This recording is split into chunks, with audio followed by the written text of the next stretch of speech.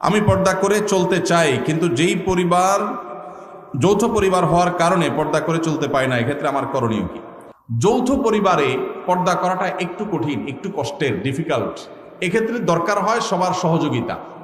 আমরা ছোটবেলায় আমরা দেখেছি যৌথ পরিবারের থেকেও মানুষ পর্দা করার চেষ্টা করত।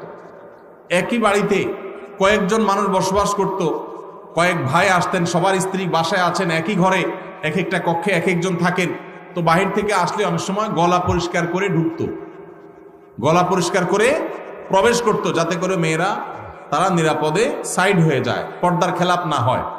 এখন হায়া লজ্জা এমন উঠছে, হনহনায় ঢুকে যায়, ন্যূনতম পর্দার বিধানটা জানেই না। এটা মুসলমানদের জন্য লজ্জা। যৌথ ফ্যামিলিতে থেকে পর্দা করা সম্ভব যদি সবার সহযোগিতা থাকে। ঠিক আছে, পুরুষরা যখন আসবে মহিলারা সাইড হয়ে যাবে, পুরুষরা যখন